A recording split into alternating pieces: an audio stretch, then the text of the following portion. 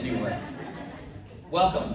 My name is Graham Robertson. I'm the current president of the Carmel Residents Association. Happy New Year. It's a real privilege to have you all here with us tonight. It's just about a sold-out audience, and Paul, we're looking forward to your presentation in just a minute here. Since 1987, the Carmel Residents Association has been the premier organization in Carmel-by-the-Sea. We are involved in almost all the issues in town, both politically and otherwise, with over 850 members across the board. So those of you that are current members, could you raise your hand for us, please? Wow. And those of you that aren't, if we could pass the envelopes around. The mission of the Carmel Residents Association is as follows. We are committed to the protection and enrichment of the traditional quality of life in Carmel-by-the-Sea and the preservation of its heritage and natural beauty through education, community activities, and advocacy. I think we do it pretty well after all these years.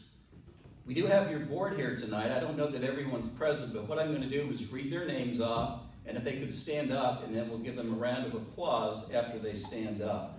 Ken White.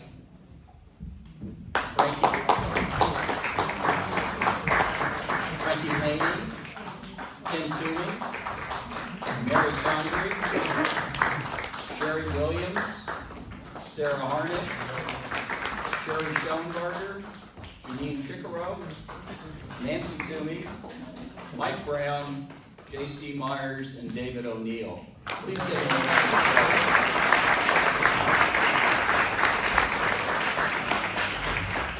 They all work extremely hard for the benefit of our beloved village, and we're grateful for all their service. It's our privilege tonight to have Paul Miller, the owner and editor of the Carmel Pine Cone, with us. Paul started his journalism career in the late 70s as a copy boy for Walter Cronkite, followed by 14 years chasing stories all over the United States and around the globe for CBS News and NBC News, including 4 years in the Middle East. In 1997, he moved up in the world by buying the Pine Cone. And he's spent 27 years trying to make sure nobody who cares about Carmel or the Monterey Peninsula can afford to miss even a single issue. And I think we could all agree we look forward to the issues.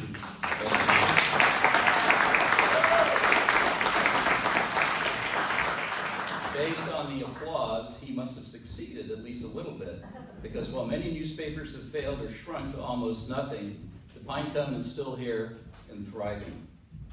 Paul says the story is the boss, and he's here tonight to explain how he and his staff of 22 have found happiness by serving the very demanding boss called local news. Paul's going to speak for about 15, 20 minutes or so, then we're going to have a Q&A period. If anyone has any questions from the audience, there's cards in the back. Please write your questions down, raise the card up, and either Nancy or Mike Brown will pick the questions up, and if we can get to them, we will. So with no further ado, please give a warm CRA welcome to Paul Miller.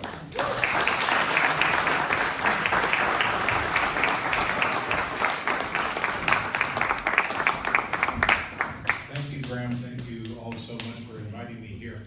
I have to apologize, first of all, because last weekend my wife and I took the grandchildren to Disneyland, and as soon as I got home I caught a cold. It wasn't COVID or anything serious like that, and it was pretty much gone by Saturday, but I still do have a tiny bit of a cough.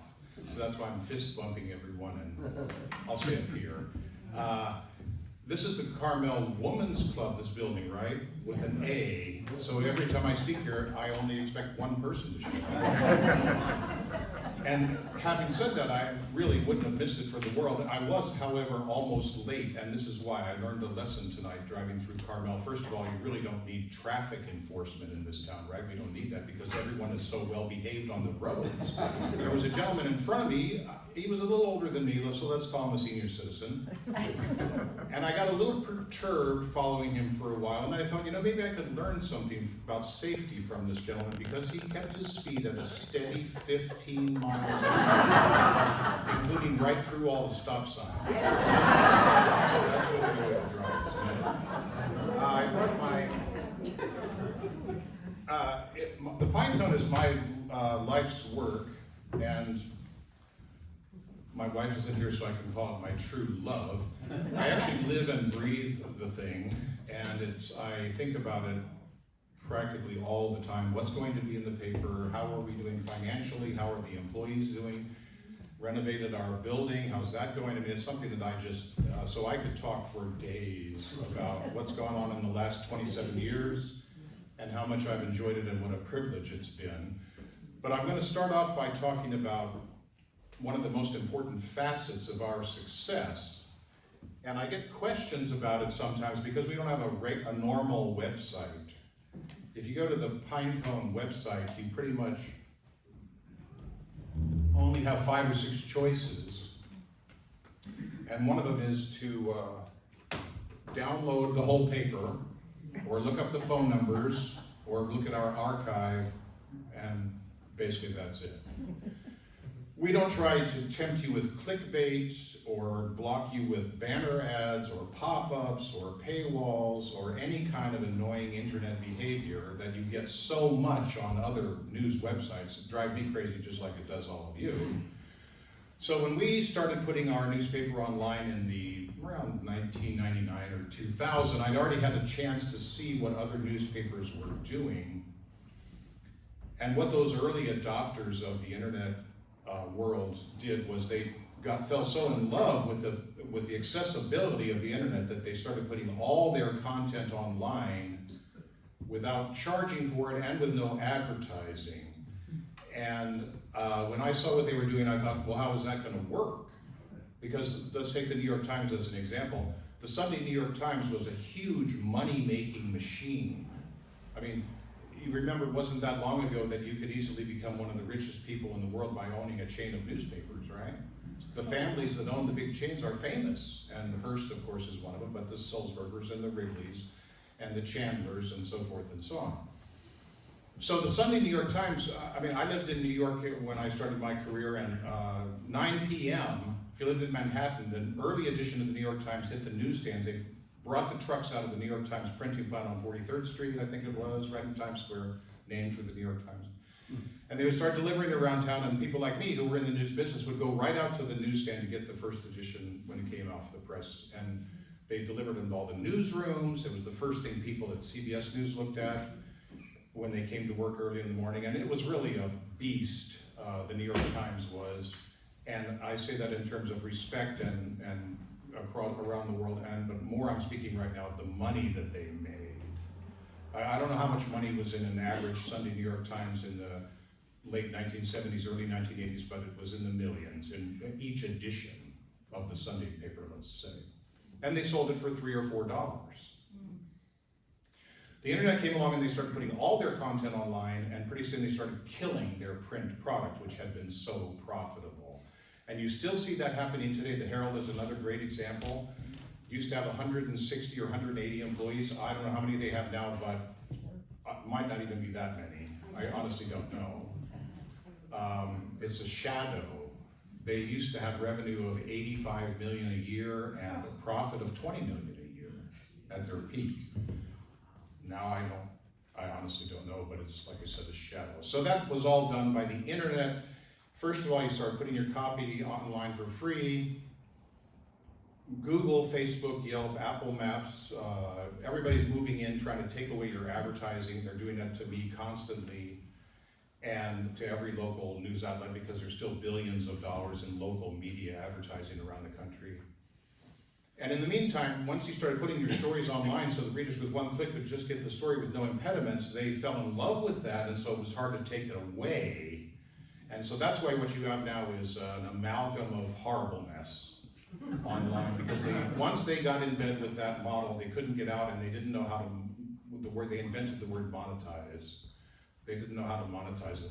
So I didn't do that. I said, we're just gonna put the whole thing online as one entity, and we're not gonna have any account creation, password requirements, tell us your zip code and your income bracket.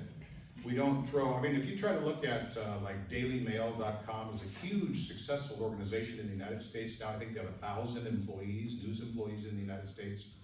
That's the most popular English language news site in the world, Daily Mail. And it drives you crazy to look at that darn thing. I mean, you can't look at a story for 15 or 20 seconds before they block your screen with a video. And so many of them are like that. So anyway, you know what I'm talking about. You get the whole pine cone, but you can't just pick a story and put it on Facebook. And I do that on purpose because I'm trying to maximize exposure for our advertisers to your eyeballs. And the quid pro quo for you is that you don't have to suffer through paywall, banner ads, pop-ups, and all of that stuff. So sometimes people complain to me, you know, why can't I want to put the story on my website. I go, well, put the link to the edition on your website. Well, I don't want to do that. Well, I'm sorry, we don't make our stories available individually. Because I usually tell people we're old school, but as I already confessed to you, the real reason, which is to maximize exposure for the advertisers, because without them, I don't have any employees or a company health plan or anything. So, excuse me, I have to take another drill drink of water. So I'm going to start with that explanation. It's real important to the success of the pine cone. I mean, our payroll is up to $1.4 million now. And I think I wrote in my editorial the other day that our health plan, premiums for our health plan are up to $215,000 a year next year, for this year for the 11 employees who participate. It's an insane amount of money. And so it takes a lot of money to run a business, as you guys all know who have been in business, and also, especially if it's successful and you want your employees to stay. And one of the great blessings I have is that I've had the same news staff for a long time. You guys all know these names, especially Mary Schley, who's worked for me for over 20 years now and has become the preeminent reporter in the Monterey Peninsula ever. I told her the other day, I said, you're more famous than your great-grandfather was, and you guys all know who I'm talking about. S.F.B. Morse, the founder of the Pebble Beach Company, is Mary's great-grandfather. But I said, you are more well-known in the community now than he was in his heyday. And I think that's really true. So right here I have my iPad. Now, since the printing press was invented, this is one of the greatest inventions for conveying information. If you don't have one, I really recommend you get one. And I'm just going to show you what I mean.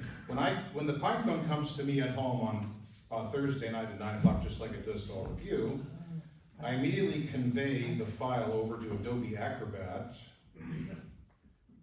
which is a free app that you can put on your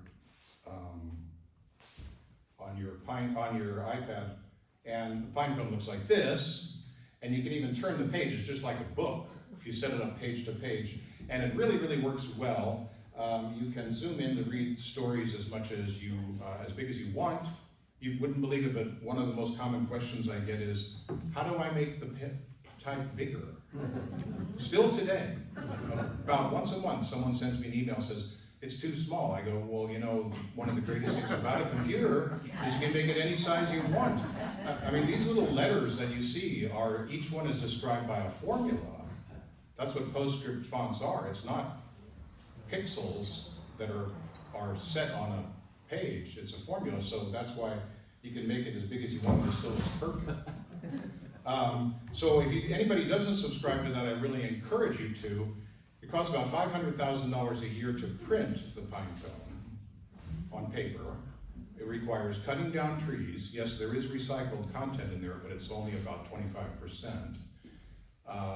The trees are cut in either Washington State or Canada.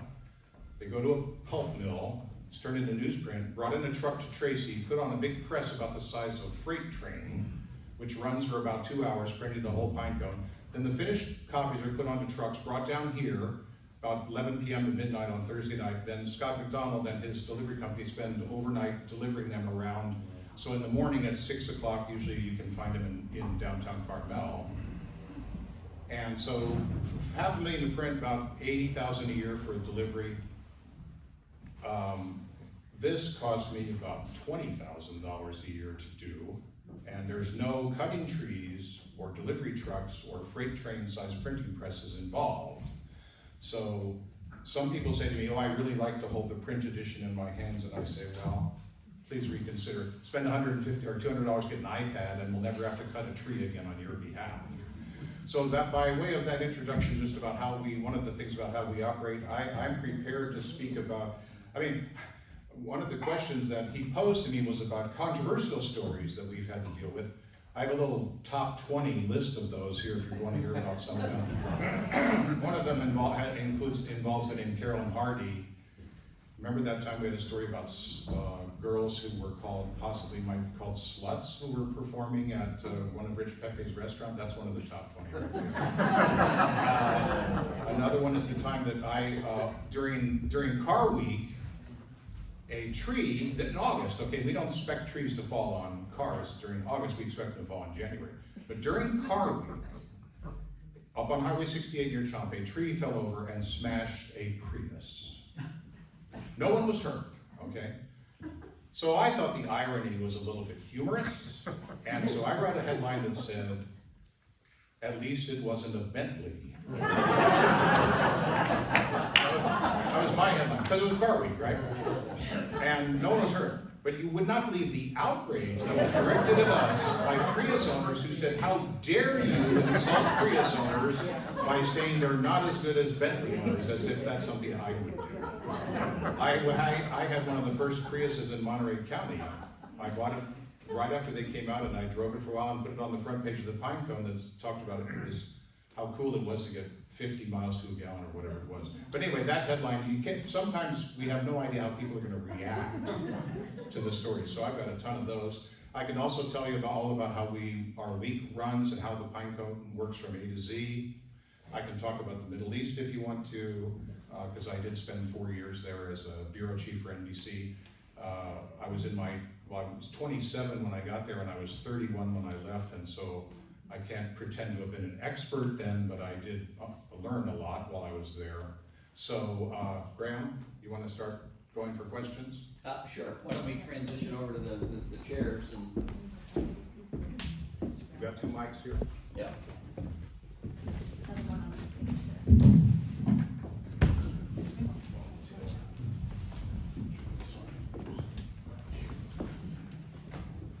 I never run out of things to say, so. I've known you a long time, and I know that to be true.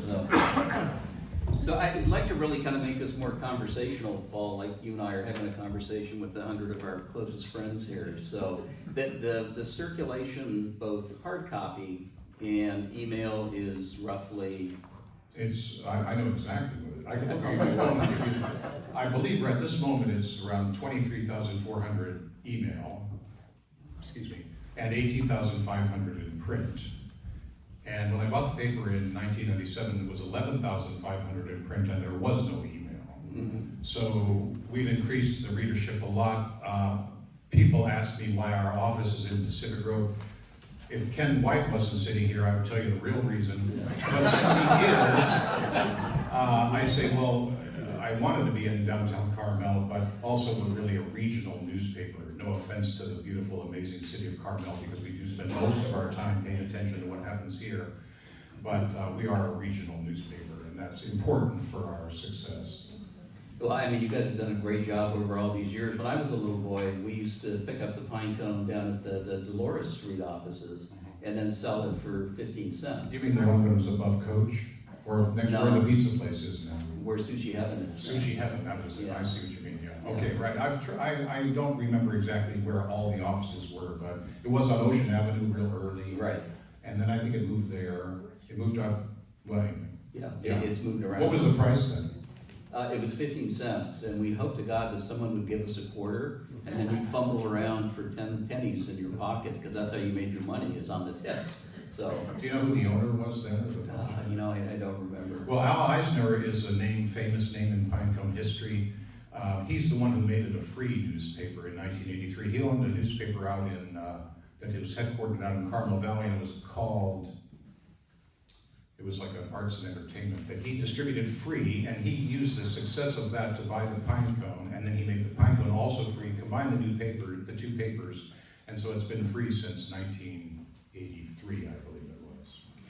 Can you talk a little bit about how you go about prioritizing the stories that, you've got all this activity just in this 1 square mile here, then you've got the broader peninsula, and Carmel Valley. So how do you go about that process, Paul? Well, the first thing is to, when you look at the Pine Cone, I'd like you to think about all the things that we don't change.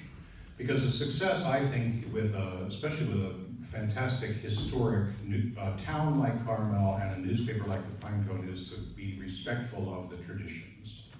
So a lot of what you get in there is something that stays where it lives, like Sandy Claus on page 2, and then the editorial in the early 20s, and then feature stories behind that, and then we have our art column, our profile of artists column, we have our history column, we have our great lives column, we have these things which are basically supposed to be like comforting friends.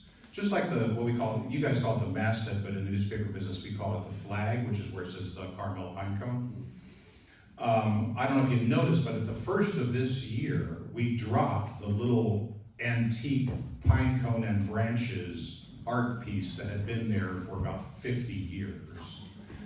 The reason that we did that is that it was an old graphics file which was driving our printer crazy.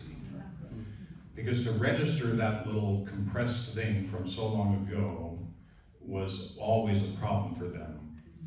So with great hesitancy, Jackie, the production manager, and who's also my wife, and I decided to drop it. But that's something that is really unusual to make a change like that. Because it's a trademark, it's a brand, it's something that as soon as you see it in your peripheral vision, you know what it is. So it's very, very important when we put the Pine Cone out, and in all of these years, is to make change come very slowly when it does, to many aspects of the publication. Combine that with complete surprise for about 30 or 40% of the content, because you have no idea until you see it what stories we're going to have. I mean, sometimes you'll know something's going to be there, but one of the things I'm most proud of is that we always have a good mix of stories. And I tell the people in my newsroom, I say, you're the only people in the whole community who possibly have a grip on all of these things at the same time. Because if you're Dave Potter, you don't know what we know from the Board of Supervisors or from the Coastal Commission or from the school board. And if you're John Laird, you don't know what we're doing at the, with the water district or something about the lagoon. Or nobody knows except the group of us in the room. So it's a combination of tradition, continuing features, familiar appearance and trademarks and so forth, with new and fresh and surprising content. So the people who create that content, like Dennis Taylor, who does high school sports so brilliantly for us. I mean, I just am amazed at how much attention and work he puts into that column. I do pay him, but since he's not there, I can say it's not what he's worth.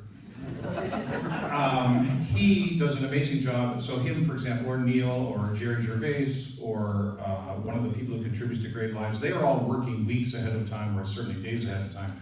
So by Monday, they've all handed their stories in. So the first thing that I do is go through those stories and read them and ask corrections and select photographs and start deciding where those things will go and how big they'll be. Meanwhile, I should also mention that the sales staff is out selling ads all the time.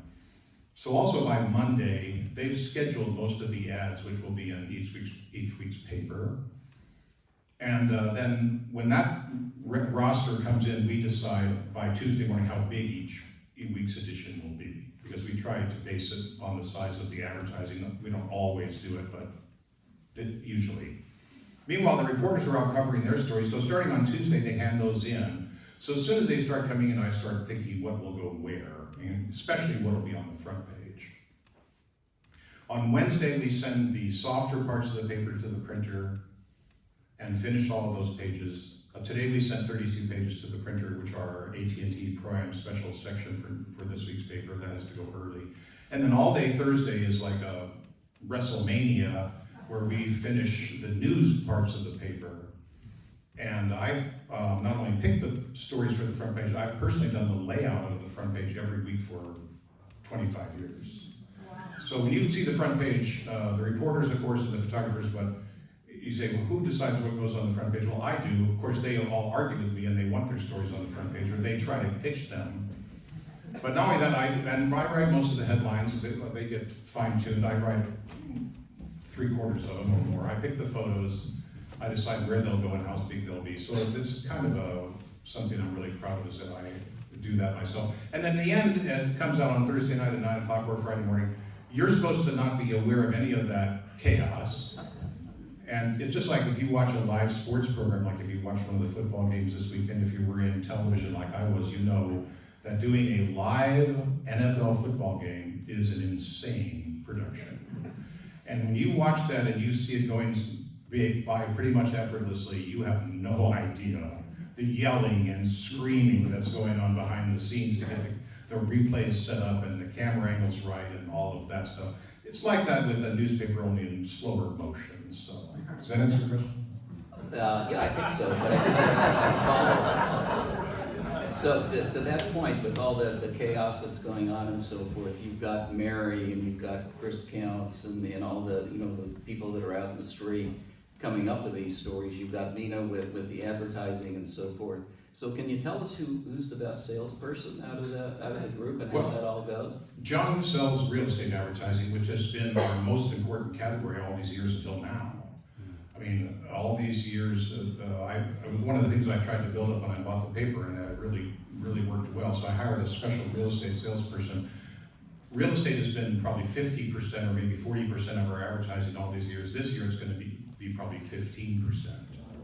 Because of interest rates and other factors, the real estate market has really, as you all know, if you're in real estate, you know, it's really, really shrunk. And they say the Fed's going to lower interest rates this year. We'll see. But I'm hoping it'll turn around a bit. In the meantime, we also have Jessica. Karen sells all the advertising outside Carmel, and she doesn't do Carmel either. And Mina Llewellyn sells within Carmel. So those are the three, and they do an amazing job. This last year was a bad year for us because of real estate, but we still sold $3.2 million worth of advertising. Wow. So, and so you've been able to diversify with the add-ons into the paper as well, the healthy lifestyles, the senior focus, the AT&T, the obits. Yeah, it's become one of our the biggest growth category because even in a recession, people still die, right? Well, about 5 years ago, Jackie and I got together and we saw what the Herald was charging. What the Herald turned their obits into a very formulaic thing where you went online, entered the data, paid $1,200 or whatever they charged. They put it in the Herald twice and they put it online, and we decided to do much better and charge less. And so I think in this week's paper, I believe Jackie told me today, we have 5 pages of obits. People do die at different rates, but the woman who does it, her name is Ann Papineau. God forbid anybody will need one of those in the near future, but if you do, she does an amazing, amazing job with them, and they've really become one of the centerpieces of the paper. So can we buy that up front and get a discount? You have to ask Ann. One of the things that people have, I honestly don't know what we charge for ads. I don't really get involved in that. I do know, I look at the sales sheet every week, of course, on Friday morning, how much did we sell, but I don't really know. If someone says, what does an ad cost? I always say, I'm not sure. But I can tell you who to ask. If you say to me, I have a story I want to get in the Pine Cone, I say, you're talking to the right person, because I do know about that. But we have we've diversified our advertising, so they've done a brilliant job of it, just in the nick of time for the real estate advertising to go way down. Yeah. So the other interesting, and there's many interesting parts of the paper, obviously, but you have the police log. Can you tell us a little bit about how that all goes and who was responsible for that? Yeah, it started in the 70s because it so happened that the Monterey County Sheriff's Office had a very dynamic, I guess, voluble, loquacious group of people running the office at the Crossroads. I think it still was then. And they started distributing every police and law enforcement agency at the local level, not including the CHP or Fish and Wildlife agents, has to produce a log of they call it the patrol log. It's required by state law, and it has very thinly worded guidelines about what has to be in there. They also have to announce everyone that they arrest, okay? Because law enforcement can't operate in secret. If you have that, then you have the Stasi, right?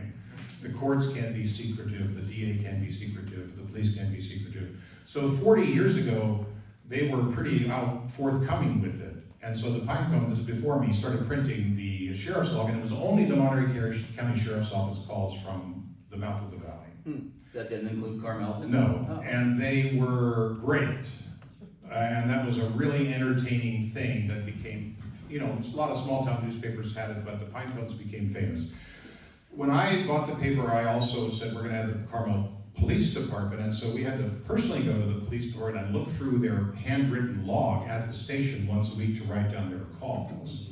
And they were being pretty descriptive too. Unfortunately, since that time, in my experience, all levels of government have become much more secretive. I don't really know why, but what we call the police log now is a shadow of what it used to be, and I'm really sorry and I don't like it at all. But when we go to, the Carmel PD is great. They are still very forthcoming about what they do, but other law enforcement agencies, for example, the Pacific Grove Police Department, they'll arrest someone and they won't tell you. And when you say, well, you arrested this person, you have to disclose their name and the reason for their arrest, and they go, there's an exception in the state code if it has to be held confidential for investigative purposes. And they always use that exception. So I tell the people in Pacific Grove, your police department's hiding things.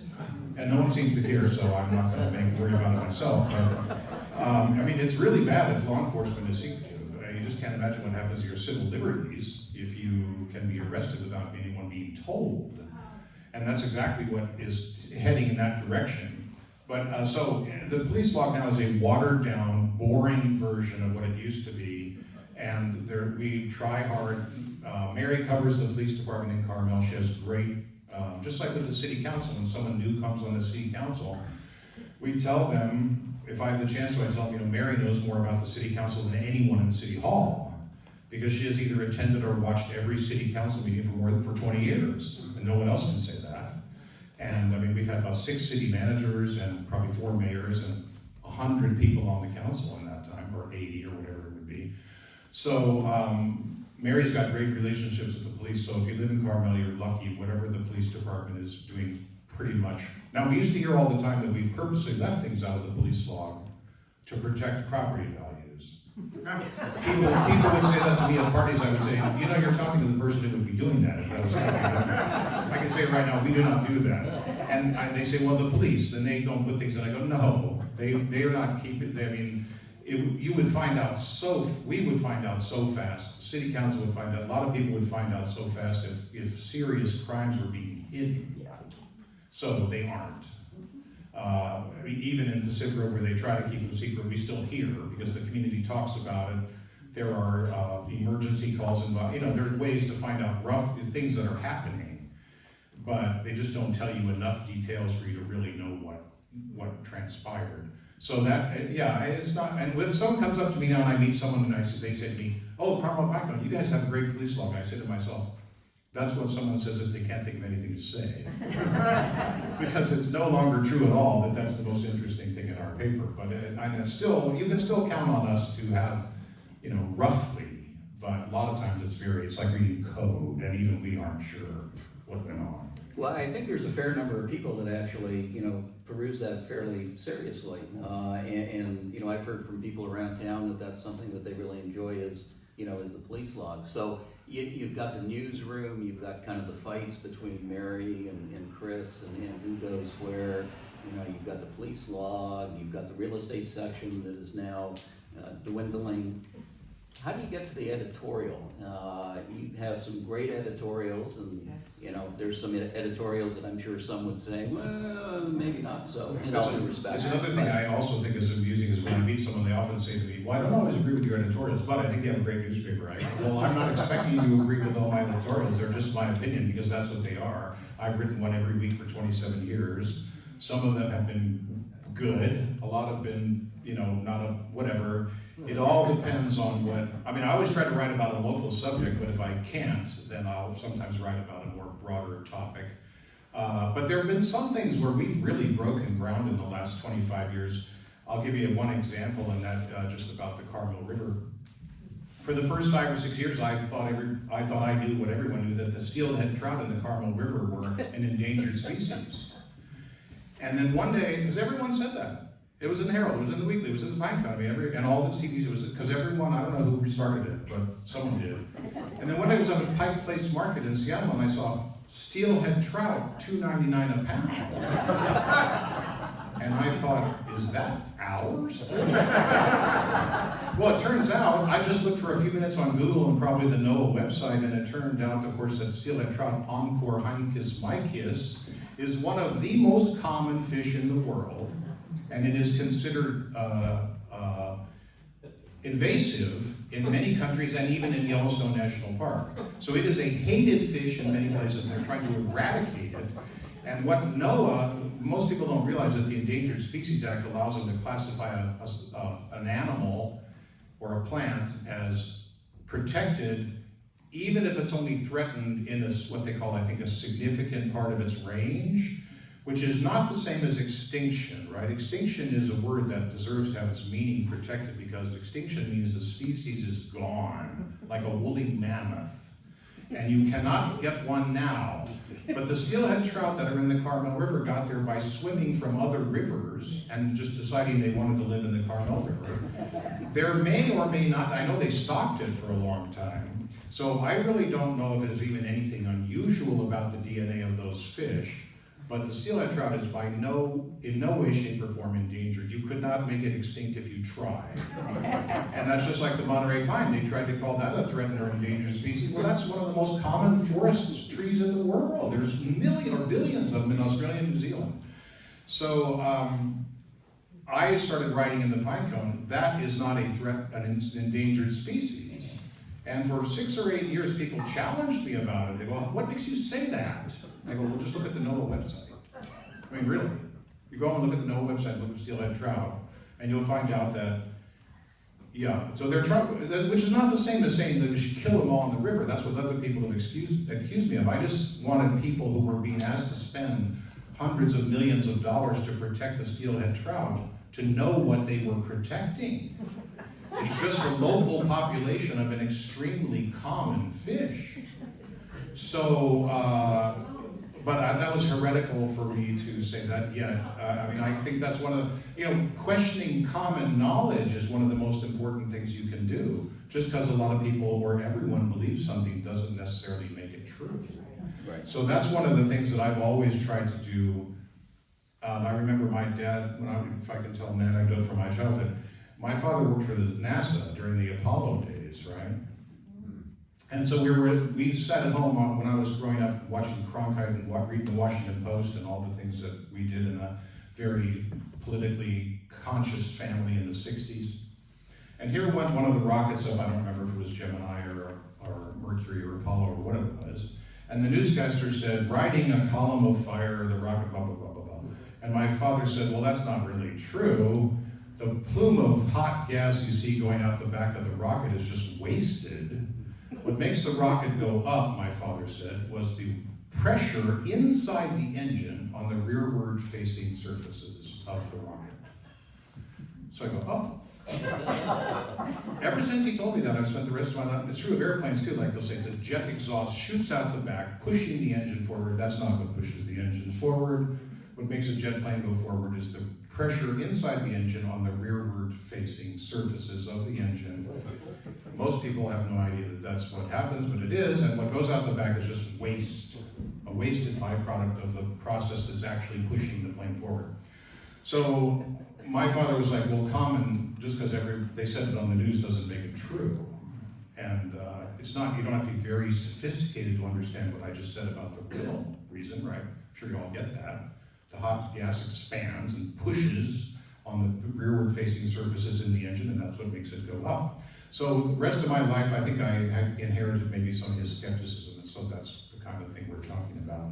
Just because you read something in the Pine Cone or hear something on TV or read it in the New York Times doesn't necessarily make it true. And if you want to get a full view of the news, you have to diversify your sources. It's the only way, especially now because it's gotten so bad. The slant in the news. So if you read the New York Times, I really recommend you turn on Brett Baer on Fox News at 3 o'clock in the afternoon and watch his show for half an hour, if you can stand it. Because he's great. And he's a good counterpoint to what's in the New York Times. If you only watch Fox News, you've got to at least read the Wall Street Journal. And most people don't want to do that, they don't even want to hear about it. Because they're so comfortable with the sources they've chosen. And they don't realize how how they're being manipulated, which is, I've been in the news business for 40 plus years. Even when I talk to my own family, they don't think that I know anything more about what's going on behind the scenes than they do as just a consumer of news. So let's say we're watching the Today Show. Okay, I worked on the Today Show. I worked at network news for 14 years. I think I understand a little bit about what's going on behind the scenes and how they choose their stories and how they package them. But they all think they're experts because they watch it. So if I said, well, do you see what he just did there, this is that, they go, well, oh, no. Yeah, that's what happened. And they think, no, because everyone thinks they're a consumer and they have a perfect knowledge of what is being presented to them. But that's an essential part of propaganda, is you make the people who are consuming the propaganda not realize that they're manipulated. So back to the editorial. We covered steelhead trout, the pine forest, the airplanes, rockets. How do you make the decision of what to write about every week? Because you've got a ton of information. What does it come down to? Just whatever I'm thinking about. I mean, and that's true. Editorial. Some big newspapers have an editorial board, right? I mean, if they have 3 editorials every day, like the Wall Street Journal, that must be done by 10 or 15 people. I don't know how many. But at smaller, remember Joe Heston used to do his editorials. If you have a suggestion for an editorial, then fire away. Same thing with news stories. I mean, we depend on, one of our most important sources of news is people in the community.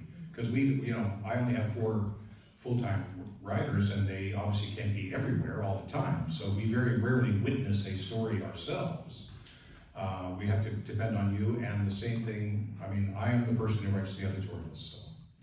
And then right next to the editorial, you've got letters to the editor.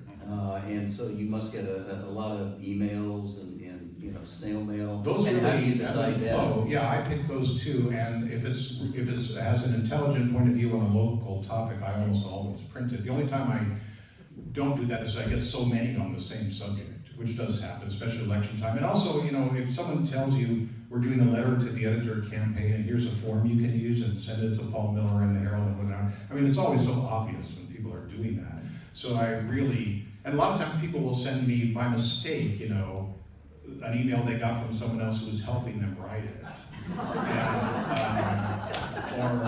It's like so the best thing to do is just to sit down and say, dear editor, I'd like to express my, about the affordable housing the state is trying to make us build, this is what I think we should do, or about the lagoon, those people who live near the lagoon should all move, or to higher ground, like anyone in their right, whatever. If it's on a local topic, now, then also I get a lot of letters to the editor from people who want to go on and on about Donald Trump or Joe Biden or whatever it is, and those get a really low priority with me, because I want the Pine Cone to be a haven, a shelter from all of that nonsense. And so please, but send letters, 350 word max, and just fire away and send them to me. Well, I think we've got our marching orders on that, so I'm sure you'll be getting several this next week. I hope so. I always need more, and I always welcome them. Some weeks we're inundated, so sometimes they don't get printed right away, but local people who write on local topics, they almost always get printed. So do you hold them for a week or two, based on what the content is? Yeah, and it also depends on how much room we have, because putting the paper together is like playing a jigsaw puzzle where the pieces keep changing size. I mean, because it really is like a puzzle. Most newspapers of old, when we were young, they carried all the stories generated by their staff, and then they filled everything else in with wire copy. And wire copy was something that was unlimited in volume, and there was also nobody in the room to get their feelings hurt if you trimmed their story. So literally, sometimes they would have a hole, and they would put a wire story, and then they would just cut it wherever it needed to be to fit the space. I mean, they would just stop, not in mid-sentence, but you know what I mean, mid-paragraph. One of the hallmarks of this Pine Cone is that we don't print anything syndicated, and we also don't print anything that's free. Every single contributor in the Pine Cone is paid, and we have none of those columns like you see in most small town papers. Your Retirement by Joe Blow, CPA. Timing the Market by so-and-so. Your Superfoods for any age group by so-and-so, nutritional that's free editorial type content. We don't carry any of that stuff. So, but we always need story ideas. We need genuine contributions from people in the community. I was when I talk about letters or story ideas, and our standards are extremely low. So if you think it's news, we think it's news. Well, I wouldn't say your standards are low. I mean, you guys do a great job, and I think we'd all recognize that. So over the 27 years, Paul, that you've had the Pine Cone, there's been a lot of ups and downs, changes in the world and so forth. What is the most interesting interview or interesting story that you and or the team has written on? Well, we just remodeled our newsroom, and one of the things we did was we framed 10 front pages from the last 20 years. I let each reporter suggest 2. I would be hard pressed to remember all of them, but one of the ones that, there was one that, I used to go out and cover news myself in the early years, so back in 98 or 99 was the first time that I could remember that the homes near the lagoon flooded. And this happened because all these years, ever since the state Fish and Wildlife, or what do they call it now? Yeah, it used to be Fish and Game, now it's Fish and Wildlife. They got involved with the lagoon, managing the lagoon, because the endangered steelhead trout, they can't just open the lagoon like they used to as soon as it started rising to make sure nobody flooded. They wanted to get to a maximum just at the brink of flooding before they let it go out, so that the juvenile steelhead don't get washed out to sea too early. So now what they do is they go out there when they believe the lagoon is right, I think it's 12 feet above sea level is the flood stage there. I could be wrong about that, but anyway, so it gets to be 9.5 or 10. They're allowed to go out with shovels and create a pilot channel just at 12 feet high above sea level. Don't hold me to those numbers. And then when the lagoon rises perfectly and in a state of total synchronicity of that level, it starts to flow out gently and slowly opens up a wider channel so that the lagoon flows out, and the steelhead trout have a way to swim up further into the lagoon to avoid going out to sea until they're ready. That's what's supposed to happen. It used to be the county would send a bulldozer out there every year, and then they would just create a channel and out the lagoon went. But because the steelhead trout is endangered or threatened or whatever it is, which it is, then they tried to micromanage it. Well, one year they were micromanaging it, and at 5 o'clock they went home, and overnight the waves were so big that they rebuilt the sandbar. Not only that, they started overtopping the sandbar and started filling the lagoon even more. So early the next morning I was out there, and here was the water flowing into all the streets around 15th, 14th, and we're at the entrance to the Carmel River State Beach parking lot. So I was just hanging around. It was pouring rain. These huge waves are going over the sandbar. I've got my camera. I'm trying to keep it dry. And just chatting with people there, and they didn't know who I was, and they just said, well, they should never have done what that lady from NIMS said, which is actually the National Marine Fisheries Service, because she was the one, Joyce Ambrosius was her name, and she said, don't you cut that sandbar lower than 12 feet, you have to let it go naturally at that point. Well, no one had ever breathed a word in public about this protocol, so I did a story that week which said, homes flood as feds stop bulldozers. And that was the first time any of us knew that this micromanaging thing was going on. Since then, it's become a regular feature of our coverage every year, so that's one I will mention. And then there was also the story that got the Pine Cone on 60 Minutes, which is quite worth telling, I think. I was at the post office one day. Someone had told us Clint Eastwood is voting illegally in Carmel. Because he lives in Pebble Beach and he's still voting in Carmel. So I thought, So I started getting familiar with voter registration laws, and I went down to the post office and picked up a voter registration form. First thing I found out was that California voting laws were extremely lax. That once you had established a domicile, which is a fancy way of saying a place to live, in a jurisdiction, you could maintain your domicile there and continue voting there, even if you absented yourself for a period of time, as long as you intended to return. All right, so once you establish a domicile here, you can go live in Palm Springs for 20 years. Just tell yourself inside your head you're going to go back to Carmel and keep voting for Dave Potter for mayor, and it's illegal to do that. So that answered the question about Clint, about whether or not he was allowed to be on the rolls, because I don't remember actually whether he was or not, because he was living near the lodge at that time. When he was married, he lived down on San Antonio Street, I think it was. And then he moved into Pebble Beach when he married Dina, I believe. And I also realized then, looking at the form that California used allowed you to register to vote just based on a personal attestation that you were over 18, were a citizen of the United States, and that you lived in the jurisdiction where you were registering to vote. And there was no verification of any of these facts at any time. That sounds almost quaint now because of the way the world has evolved since then, but in 1998 that seemed like an amazing revelation to me. So I registered a fake person to vote. The person's name was Sandra L. Claus. I said that he or she, I can't remember, she lived at the Pine Cone office, was 18 years old, and was a Democrat. Sent in the registration. Within a few days I got a form back that said, "Congratulations on registering to vote, Ms. Claus. Would you like to receive an absentee ballot?" And this was also a revelation for me. They would immediately ask if you wanted an absentee ballot, and you didn't even exist. And very soon after that, I also got a campaign mail from Ken White for mayor saying, "Please vote for me." Other candidates as well. So I put this on the front page of the Pine Cone: voter fraud easy as 1, 2, 3. The Secretary of State of California recommended that I be prosecuted for voter fraud, even though I never did it with the intention of voting. I did it as a way of just illustrating what you could do, what you could get away with, and no one would even suspect a thing. And it was actually much worse than that, because in those days, there was no comparing notes among the counties, so you could actually have done it in all 58 California counties at one time, and they would never know. So I sent this story to Steve Croft at 60 Minutes, and I said, "This is a great story." He ignored me at first, and then right before Bill Clinton was running for re-election, I believe it was, so that would have been 98, I guess.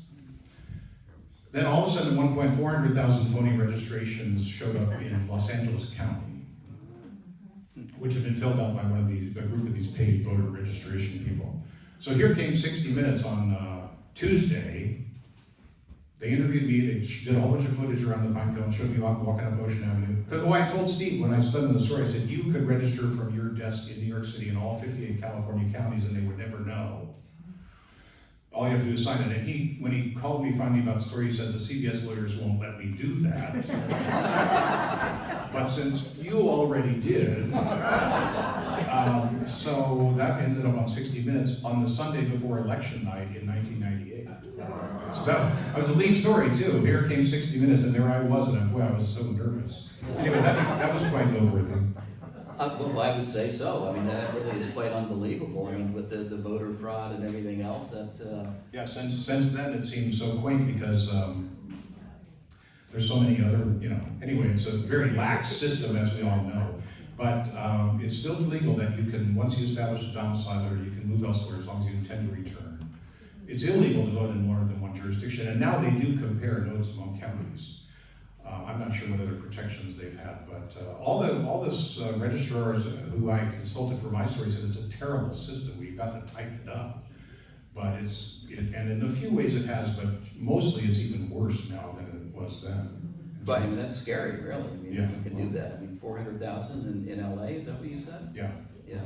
Yeah, there's a lot of voter fraud. Whether it affects elections, I don't know. But I guarantee you it happens in every state every time there's an election to a certain extent. Well, that's a bit frightening with the election coming up this year and so forth, so interesting to see how it goes. So, Paul, you've done a lot over the years, your time, 4 years in the Middle East, and, working at CBS and in NBC. What motivated you to come up to sleepy little Carmel-by-the-Sea and buy the Carmel Pine Cone? Like a lot of people, I visited the peninsula in 1987 and loved it so much I decided to live here, and I've been here ever since.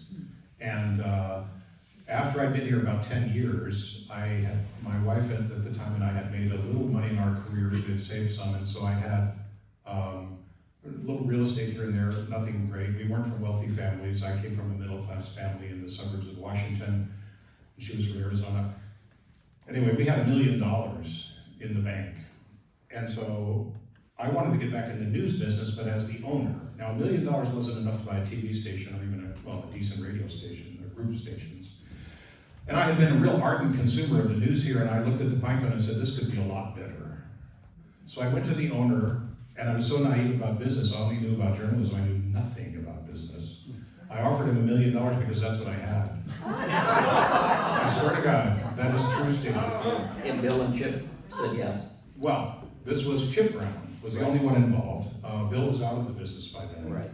And first he said no, because he'd been offered $1.4 million by Denny Levette and some other people the year before. Bobby, are you aware of that?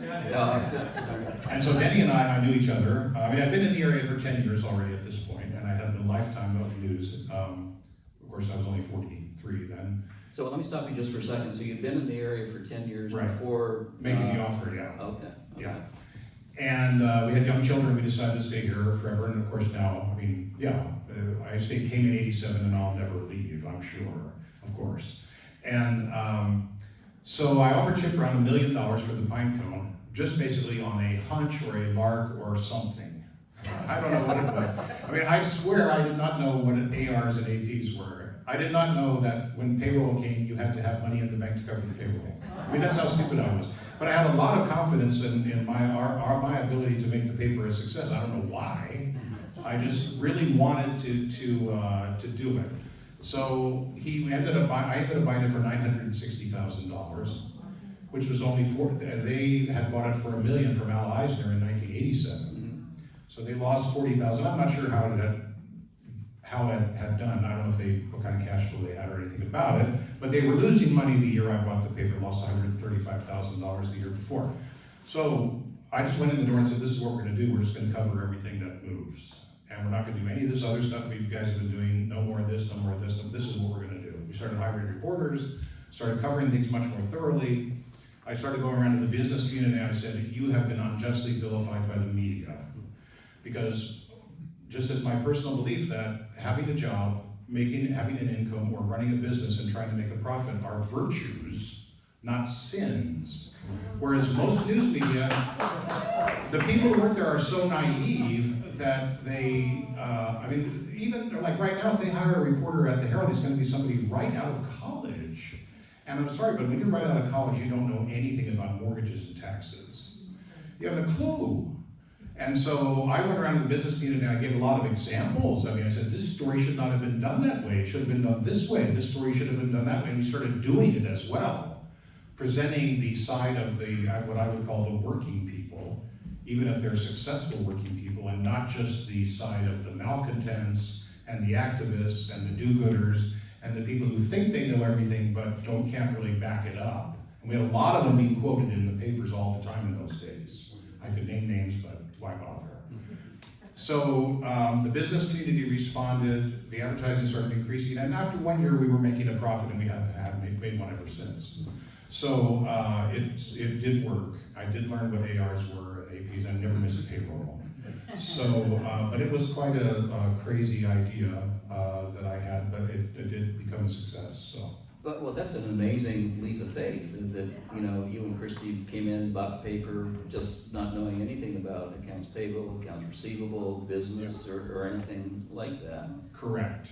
And in fact, I remember thinking when I was working at NBC Nightly News with Tom Brokaw, I was in the Burbank Bureau, and I mean the advertisements were in the show, right? But I had no idea what people paid for those. I thought of them as like an annoyance. I mean, seriously. It's like, why do these commercials have to be in the way? I mean, I was way too dumb then to be running a network. And the sales staff for NBC, I don't know where they were. Never saw them, never had anything to do with them. I mean, I didn't have any idea I didn't know where I thought my paycheck came from. It was a good paycheck, but I didn't know where it came from. I mean, it's not that I didn't know or I wasn't informed or experienced enough. And so you need someone at the top who cares. I mean, ingenuity, effort, investment, those are the three things that every small business has to have to be successful. So if the person at the top invested his own money, knows what he's doing, and works really hard, you'll be successful. Exactly. So, but if anyone who's lacking any one of those three can't really be in charge. If you talk about, like, take a big publicly traded corporation, the CEO is just hired help. It's not his money that's at stake. And so, I mean, think of a restaurant. The chef is the owner, used his own money to fund the restaurant and works really hard. Bingo. He knows what he's doing, right? So it's important to have someone like me in charge of an entity like the Pine Cone, because I have all three of those things working for me. And I have worked extremely hard at it, and I've got a great and a fantastic staff, but I have definitely guided them and still do, so. Well, for a guy who didn't know what he was doing, I think he did okay. And I think everyone would probably agree, right?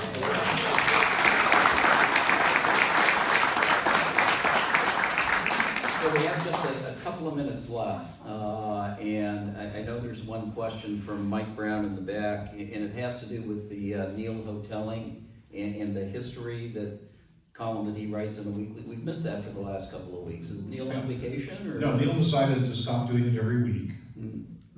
He decided that about 2 years ago, and I twisted his arm and gave him more money, and he started getting jobs offered to him to write books and things because of his column. I said because he's famous now in the community the way he never was.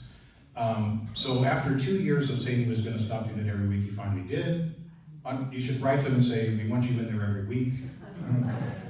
Because you know, he lives in Florida. He has a rental home now. He's got so much big work here in Peninsula, he has a rental home now in Pacific Grove, but he moved away from California when he retired. Oh, is that right? Yeah, so what happened was when we started printing the Sam Morse diaries about 5 or 6 years ago, Mary Schley, like I mentioned, is great-granddaughter of Sam Morse. So one day she plopped on my desk this typewritten manuscript of Sam Morse's memoirs that he dictated to his secretary over a period of a couple of years when he was getting old. And I read it and I said, Mary, we have to print this. And she said, okay. And then people started asking me, where'd you get that? I go, well, Mary Schley works for me. Some people from the family actually said, did you get permission to do that? I go, well, Mary gave me permission. Isn't that good enough? So one of the people who was reading it and said, where did you get that? Was Neil Hoteling in Florida. And I said, you know, Neil, I could really use help picking the chapters because it was quite a time-consuming job. So I said, I'll pay you whatever it was, $3,000 or $4,000 to select the remaining chapters, read them, edit them a little bit, and so forth. And so that's how I got to know Neil better than I did before. And then when that was over, I said, you should start writing a history column every week. So that commenced it was around 5 years ago. Certainly not because I don't want him in there every week, but he is decided to dial back. I know he's doing a book history of the Monterey Peninsula Country Club right now. And then Pebble Beach Company brought him back to do something else with their archive. So he's gotten some more projects. But anyway, you know, if there's somebody you know who's a great, one of the things that's real important to me is that anyone who contributes to the Pine Cone is a local, okay? I mean, I don't want anything printed in the Pine Cone that could be logically printed in any other newspaper in the same form, you know what I mean? For example, you could pick up a lot of websites around here and they'll say, well, you should go whale watching on the Monterey Bay. So you will never see the Monterey Bay in the Pine Cone because all locals say Monterey Bay. Same thing with Carmel Valley. You see it all the time in the national news media. Leon Panetta is from the Carmel Valley. See, we would never say that, right? I also don't let people say, he lives in Carmel. This is something you probably never noticed because we get this all the time. His family moved to Carmel in 1942. I go, where do you mean? Oftentimes when they say that, they mean Pebble Beach, they mean Big Sur, because if you're from New York, then Schulte Road is practically downtown Carmel, right? And for you guys, the only people who can say are from Carmel are from either Carmel-by-the-Sea or one of those neighborhoods that snuggles right up to it. Those are the only people we say are from Carmel. And then I say, if you're actually from Carmel, say, where did they live? Were they near the lagoon? Were they near the post office? Was it across the street from Sunset Center? So we do that in the Pine Cone. If someone's actually from Carmel, we try to make them tell us what neighborhood they were in, because that's much more interesting to you. And if they're not from Carmel itself, if they're from Schulte Road or Miramonte or Pebble Beach, we say they lived in Pebble Beach. But you wouldn't believe how many people, times even locals, will turn in a column if they live outside the Carmel area, and they'll say, like Dennis Taylor lives in Prunedale, okay? So to him, all of this area is Carmel, but not to me. So we try to make it hyper local. With local, someone asked me about what about visitors and versus locals. Our paper is for locals. We try to make it useful to visitors, but it's not for them. It's written in a way that to understand it, you have to have this extensive local knowledge. And you can tell that when you read it. Written by and for locals. So if somebody wants a job, I say, how long have you lived in the area? That's my first question. And they go, well, I didn't never. I live in, Fresno. Well, I'm sorry. That's not gonna work. I've been lucky that I've been able to attract local people who have stayed for a long time working for me, so. Well, and I think one of the local kids from Carmel High, Riley Halshaw, has written an article or two for you. So she is a great writer. Her dad, Mike Halshaw, is a teacher up at Carmel High. Yeah, if I print an article from someone from Carmel High, I pay them $50. And if you're a junior in high school, that's a pretty cool thing to get, right? With Riley, I started paying her $150 because her stories were so well done. I wish she'd done a lot more. Maybe she'll come back to the area, I don't know. I think she will. I saw her dad the other day, and she's doing great in college. But we sure appreciate you giving her the opportunity and the nice words said about her. Local knowledge is the most important thing that you have to start from that on any beat. If you don't know your beat, you do a terrible job. And so beat knowledge, beat familiarity is a critical thing. And so if you are from the area, I have a young person who wants to try their hand at writing, or anyone who's here who's a retired writer or someone who is a good writer, I want them all in the Pine Cone. Because I have such high standards and hopes for the future of the paper and for what will be printed there that I really want, and I pay. So. Well, I think that's a great transition to a big shout out to Mary. Mary does a great job, and I think we should.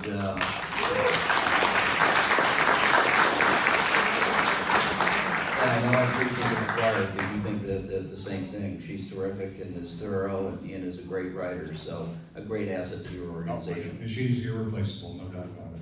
So. Well, Paul, we really appreciate you taking the time. I think it's close to 8 o'clock, right, Nancy? I know it's getting close to my bedtime, so we do have a special on obituaries, if I understood you correctly. Seriously, Paul at Carmel-by-the-Sea. If you want to contact me, send an email there anytime. I look at my emails about 100 times a day. And if I don't answer you right away, that only means one thing: I wasn't sure what to say. But if you have a story tip or a new suggestion or a comment, please contact me. And I'll refer it to one of the reporters if I think that's merited. And if you have a reaction to a story and you want to write a letter to the editor, it doesn't have to be perfectly written. I'll help you with that. But just be intelligent and don't be mean, and contribute something to the community with your letter to the editor. That's what I ask. Well, I think you'll be getting plenty from this group, and Paul, we really appreciate you taking the time on that.